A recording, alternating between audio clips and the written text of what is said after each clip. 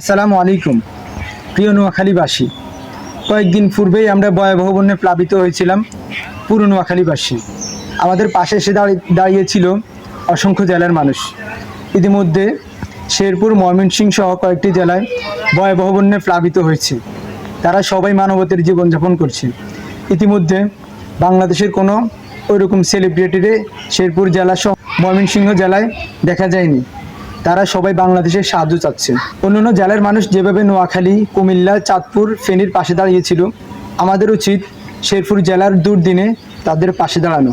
তাদের এই দুর্দিন আমরা যদি তাদের পাশে দাঁড়াই, তারা আমাদের এই সহযোগিতার কথা সবসময় স্মরণ রাখবে।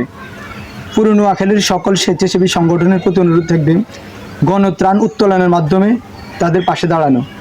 আমাদের মাইজদি, চৌমুহনী, সোনাইমুড়ি উপজেলা সহ যে কয়েকটি শহর রয়েছে, সবগুলি শহরে যদি আমরা গণত্রাণ কর্মসূচি পালন করি,